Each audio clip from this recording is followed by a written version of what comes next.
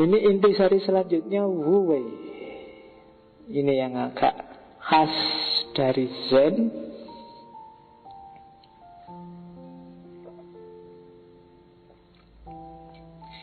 Wu Wei itu definisinya action in no action. Kalau dalam bahasanya Sunan Kalijogo di serat Lokajaya yang dikutip oleh masjidnya UIN itu, ngeli ning ora keli. Ikut menghanyutkan diri dalam realitas tapi tidak tenggelam. Ini agak berat. Ya, maksudnya apa? Kayak tadi, pahami lingkungan sekelilingmu, hiduplah secara natural aja. Jangan memaksakan diri, jangan mengatur-ngatur, jangan mengintervensi-intervensi yang sudah memang sunatullahnya begitu. Kalau enggak, nanti akan terjadi disharmoni, ketidakseimbangan. Ketika ada yang tidak seimbang, pasti nanti ada dampaknya. Keserakahanmu pada hutan, dampaknya kamu rasakan sekarang. Intervensimu terlalu banyak. Keserakahanmu pada apalagi kekayaan, dampaknya ada korupsi, ada kecurangan-kecurangan, dan banyak hal yang lain. Jadi Wu Wei, action in no action. Nyari uang iya, tapi kejarlah secara natural. Gak usah ambisius, sekarang nyari uang, minggu depan kaya raya. Gak harus percaya sama promosinya MLM. Gak harus, tapi mungkin kalau mau ya gak apa-apa. Jadi yang wajar-wajar saja. Bekerja 100, ya nanti imbalannya baliknya juga 100. Wajar. Yang gak wajar pasti ada yang gak beres di situ. Dan nanti ada efeknya pasti. Action in no action. Lakukan sesuatu tapi sesuai sunnatullahnya. Tidak harus bikin yang mukjizat-mukjizat yang luar biasa. Hidup yang dipedomani sunnatullah. Kamu loncat dari lantai 3 amplas, itu secara sunnatullah mati. Itu aja yang dipegangi. Jangan jajal meskipun kamu yakin, loh kalau Allah menghendaki Pak, bisa loh Pak tidak mati. Ya jajalan era percaya. Enggak, yang kita pedomani secara sunnatullah, loncat dari rantai 3-nya amplas yang paling atas itu ya tewas. Sunnatullahnya itu bahwa ya mungkin saja Allah intervensi, tapi jangan dicoba. Itu Wu Wei namanya, action in no action. Bisa kok kamu jajal loncat dan selamat, tapi itu tidak sesuai sunnatullah. Secara sunnatullah kamu mati. Itu Wu Wei. Jadi bekerjalah yang alami, jangan memaksakan diri, jangan ngatur-ngatur, jangan mempengaruhi yang sudah hukumnya. Toh sunnatullah juga dari Allah.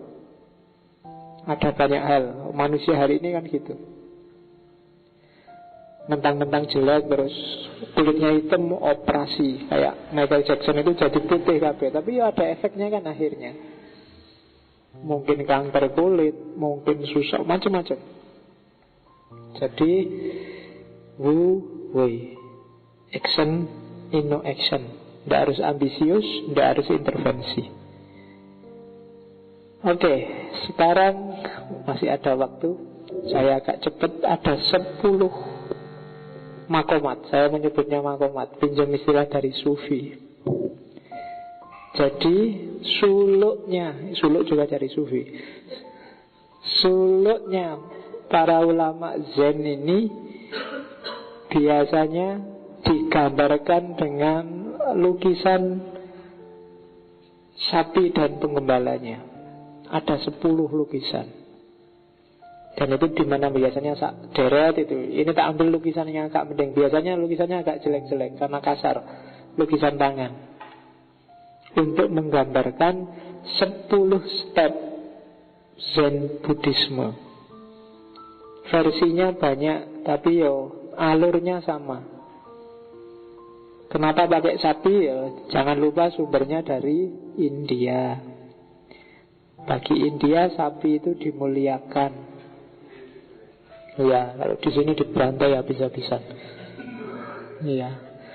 Kalau cuma dibantai tidak apa-apa. Ada yang tega sekali kan, mau dibantai di gelonggong itu kan, dimasukin air. Itu bisa nangis-nangis orang India kalau lihat itu. Jadi analoginya sapi. Saya baru tahu kemarin baca-baca di India itu, kalau ada perempuan cantik dan anggun, terus bijaksana, pinter, itu pepatahnya adalah perempuan itu seperti sapi. Nggak ada di sini ya. Kalau di sini anak perempuan disebut sapi mesti marah. Tapi di India kalau ada perempuan disamakan dengan sapi, berarti dia anggun terus pinter. Jadi cantik, anggun, pinter. Wah, hebat sekali kamu seperti sapi. Iya rasanya ya orang enak, tapi udah apa-apa lah. Orang sana tradisi sana, karena sapi bagi kita kan rasanya beda dengan orang India. Orang India sapi kadang tidak ditaruh di belakang di kandang, tapi ditaruh di kamar tamu. Iya. Jadi karena sapinya dimuliakan. Oke.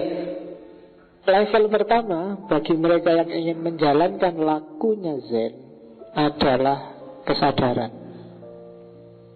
Mencari sapi yang hilang. Jadi ada seorang penggembala yang kehilangan sapi.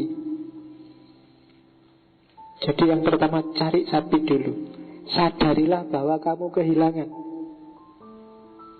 Sadarilah dalam hidupmu ada yang keliru, ada yang gak beres, ada yang kosong, ada yang melarikan diri, ada yang harusnya jalan tapi gak jalan.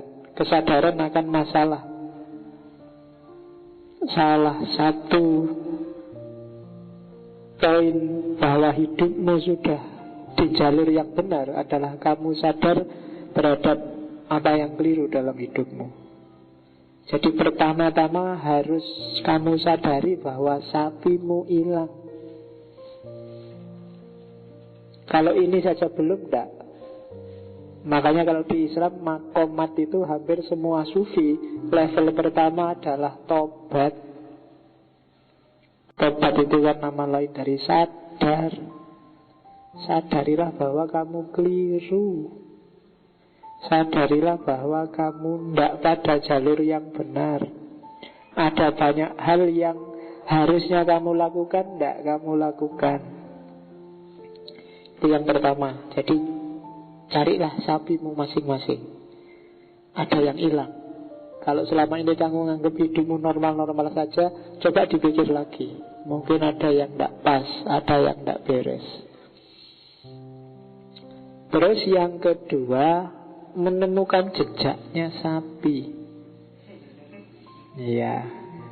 Jadi setelah kamu sadar sapimu hilang, kan terus kamu lacak, loh ini ada jejaknya. Iya. Apa sih maksudnya menemukan jejaknya sapi? Muhasabah. Iya ya. Mungkin aku terlalu arogan. Iya ya. Aku selama ini terlalu merasa diriku penting. Oh iya ya, selama ini aku terlalu cuek, tidak peduli sama lingkungan. Itu menemukan jejaknya sapi.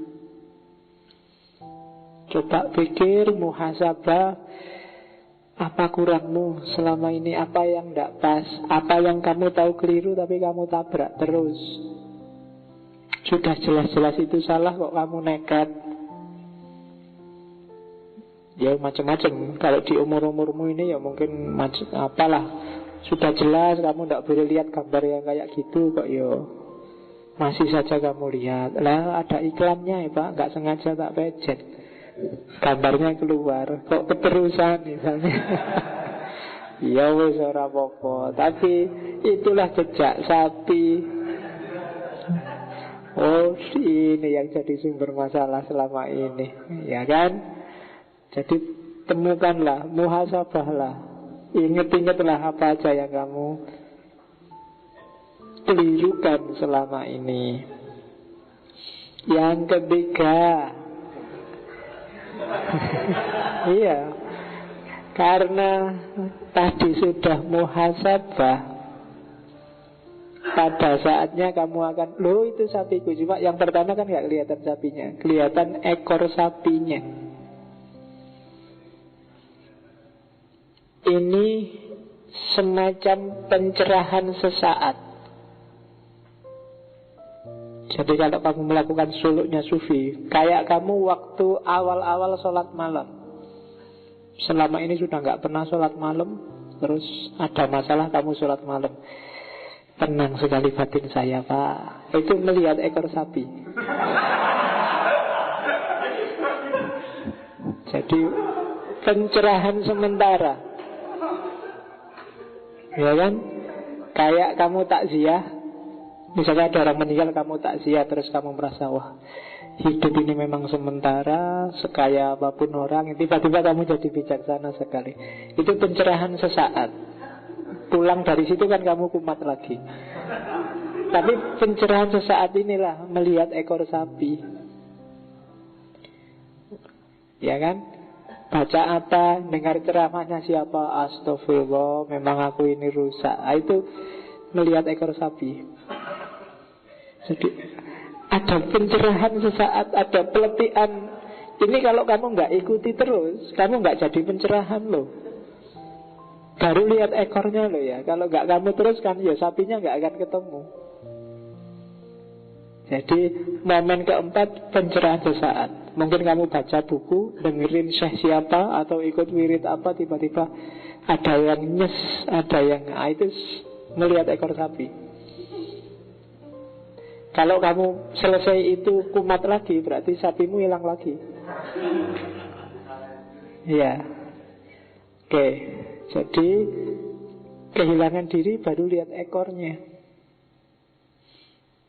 Terus yang keempat, ketemu kan. Sekarang setelah ketemu apa? Taklukkanlah sapimu. Karena sapimu sudah di luar lama, maka sekarang dia liar. Nafas, pikiran harus kamu kuasai. Taklukkan itu yang ada di dalam dirimu. Pencerahan itu kan urusan menaklukkan diri. Kalau tadi sudah nyes, selesai acara kamu pingin kumat lagi, taklukkan. Biar sapinya ketemu, biar pencerahan beneran. Kalau enggak, sapimu hilang lagi atau enggak terjinakkan. Jadi makomat keempat ini mujahadah, riyadoh, menaklukkan sapi. Kamu wiritan sekian ribu kali, itu sebenarnya sedang menaklukkan sapi yang ada dalam dirimu. Jadi itu makom yang keempat, taklukkanlah sapimu. Kalau enggak, yang tadi sudah pencerahan sesaat, kamu balik lagi kehilangan sapi. Hilang sapimu, harus dicari lagi, mulai dari awal lagi. Tapi begitu kamu lihat ekornya, pegang erat-erat dan taklukkan. Susah melawan sapi, apalagi sapinya sudah liar. Nggak gampang loh. Ini yang prosesnya paling berat dan panjang, menjinakkan sapi. Setelah itu menang kamu. Harusnya semakin naik makom kan menang. Sapinya kalah. Kamu bisa menaklukkan dirimu kalau perjuangannya sungguh-sungguh. Inilah kasyaf, inilah ma'rifat. Kamu bisa menaklukkan dirimu, menguasai dirimu. Itu terjinakkannya sapi. Setelah itu apa? Pulang ke rumah, kembali ke dirimu yang sejati. Ya kan? Kamu menaiki sapinya. Bukan kamu yang dikontrol oleh pikiranmu, oleh nafsumu, tapi kamu yang kontrol pikiranmu, kontrol nafsumu, kesadaranmu. Selama ini hidup kita yang disetir oleh pikiran. Sekarang dibalik, kita yang nyetir pikiran. Pulang ke rumah, memahami yang sejati, mengenali diri sendiri. Itu makom yang keenam, naik sapi. Terus sapi sudah pulang, sudah ditaklukkan. Sekarang apa? Menikmati ketenangan. Kasyaf. Ya kan? Ini taholli, jiwa kita bersih. Sudah nyaman. Apa-apa tentram, apa-apa establis. Kita nikmati. Ini yang disukai oleh para sufi itu kan, indahnya pencerahan, nikmatnya menang melawan diri sendiri. Diri yang sudah tazkiyatun nafas, tenang, nyaman, kayak penggembala yang melihat malam dan sapinya sudah ada di rumah. Kalau sapinya masih hilang, gak akan bisa tenang. Di rumah mungkin gelisah, pening. Tapi karena sapinya sudah tertaklukkan, sekarang mulai bisa menikmati hidup, mulai bisa tenang. Terus makom ke-8, moksa, nirwana, surga, keheningan, ensu tadi. Semuanya sudah gak penting lagi. Semuanya sudah tidak urgent lagi. Tajalli, jiwanya melebur, hening. Tidak ada yang indah selain dia. Ini sudah wilayah masuk surga ini. Keheningan, moksa, nirwana. Ya kan? Kalau Buddha kan nirwana puncaknya. Di era-era awal maqamat sufi itu nyampe di nomor 8. Tapi setelah 12 tahun ada tambahan 2 lagi. Ada beberapa ulama Zen yang nambah 2 makom lagi. Ini mirip pikirannya Iqbal yang dulu eksistensialis. Kalau sudah nyampe puncak, ada ulama-ulama, ada tokoh-tokoh yang oleh Zen dianggap dia sudah mengalami nirwana, harusnya masuk surga, tapi dia nggak mau masuk surga. Kenapa? Ketika mau masuk surga, dia noleh ke belakang. Kasihan ya manusia yang masih belum sadar. Kasihan orang-orang yang masih tertipu.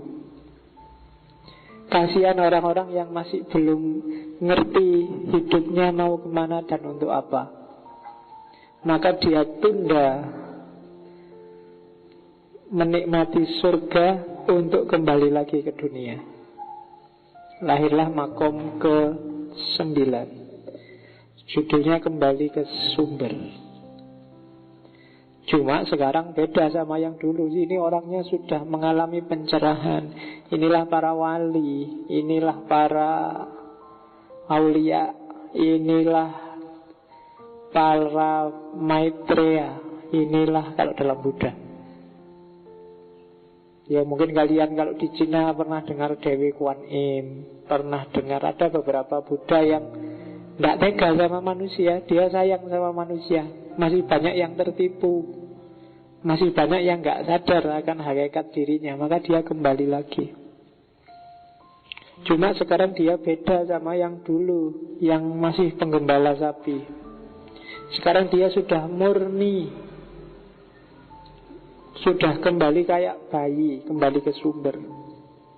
Bayi itu kan bersih, murni, tidak ada pikiran ruwet, tidak ada hasrat ambisi yang tidak perlu.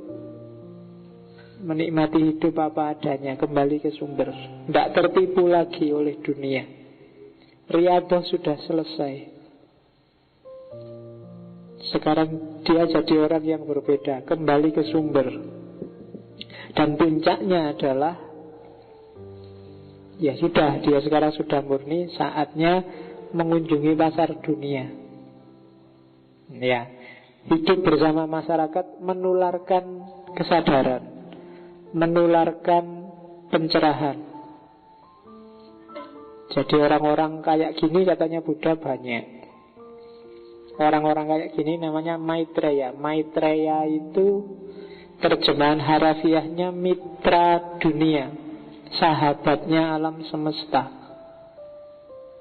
Jadi dia, kalau di Buddha gambarannya bukan wali yang punya jenggot pakai serban, tapi orangnya lucu, malahan gendut, dan kalau ketawa ya ketawa aja bebas. Biasanya cuma bawa buntelan satu. Jadi karena bagi dia hidup itu ya nggak butuh banyak-banyak kok. Cuma butuh berapa baju, paling sebanyak-banyaknya baju paling butuh 2 atau 3. Toh yang dipakai cuma satu kan. Iya, bisa lo diputer, satu dipakai, satu dicuci. Kalau agak kaya ya beli 3. Satu dipakai, satu dicuci, satu taruh lemari. Nanti yang dipakai dicuci, yang dicuci taruh lemari, yang di lemari dipakai. 3 bisa diputer dan tetap bersih dan bagus. Kamu yang kos-kosan aja bajumu berapa? Kadang-kadang semua baju yang di kos-kosan dianggap miliknya sendiri. Iya. Jadi mengunjungi pasar dunia, Maitreya, jadi mitranya dunia. Bagi Buddha, carilah orang-orang ini. Orang-orang yang sudah mengalami nirwana, sudah melewati kesadaran puncak, untuk meningkatkan kesadaranmu. Cara mencarinya paling gampang adalah bukan dengan kamu kemana-mana nyari, tapi bersihkan dirimu. Ketika dirimu bersih, orang-orang kayak gini yang akan mendekatimu. Kalau kamu sudah siap, mereka akan datang sendiri. Ini logikanya kayak para wali. Nggak usah nyari mursyid yang cocok buat kamu. Kalau jiwamu siap, mursyidnya sendiri akan datang, akan tampil. Tinggal kamu peka apa enggak di sekelilingmu. Maitreya, sahabat dunia. Mereka ini orang-orang yang sangat kasihan, sangat sayang padamu. Harusnya mereka menikmati hidup di dunia, di nirwana, tapi milih hidup kembali lagi ke dunia demi menyelamatkanmu. Dan di antara kitab-kitab Buddha nanti ada ramalan bahwa di akhir zaman akan ada Maitreya yang naik onta. Dan di banyak tafsir, bagi banyak orang itu sebenarnya meramalkan kehadiran Nabi Muhammad. Makanya nanti cari buku yang judulnya bahwa Nabi Muhammad ada dalam kitab-kitab Weda. Ya meskipun namanya pasti bukan Muhammad, tapi isyarat-isyarat keberadaannya mirip dan sama. Jadi cari orang-orang yang digambarkan selalu ceria, hidupnya natural, nggak dibuat-buat, malah gendut.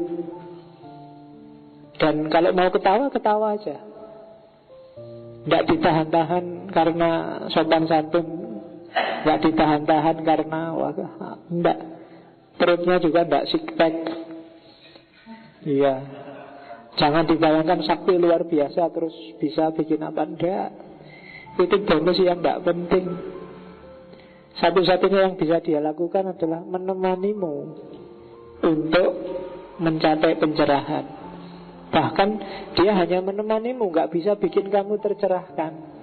Dia bisa nulari virus kesadaran dalam dirimu yang bikin kamu tergerak untuk melakukan aktivitas yang nomor 1 sampai nomor 9 tadi. Itu yang saya sebut makomatnya Zen. Agak mirip dengan Sufi. Cuma kalau di rumah-rumahnya orang Cina biasanya ada gambar deret 10 itu. Ini tak ambil yang, karena versinya banyak, tafsirnya juga banyak. Cuma tak ambil yang agak bagus. Gambarnya biasanya jelek-jelek hitam putih kayak coret-coret biasa itu. Jadi itu makom yang ke-10, mengunjungi pasar dunia. Kayak Nabi sudah Isra Mi'raj, sudah melewati surga, melewati neraka, bahkan sudah ketemu Allah, tapi balik lagi ke dunia. Makanya Ibnu Arabi bilang, kalau aku Muhammad, aku tidak akan mau balik lagi. Sudah nyampe sana. Setiap orang itu tujuannya ke sana. Nabi nyampe sana masih balik lagi. Kenapa? Kayak tadi dia noleh ke belakang, kasihan umatnya. Kalau nyari enaknya sendiri, finish, selesai. Tapi kan enggak. Demi kita, dia menemani kita untuk kesadaran. Maitreya, sahabat dunia. Makanya yang mengelilinginya kan Nabi lebih juga menyebutnya sahabat, bukan murid. Oke, itu isyarat-isyarat dari Zen.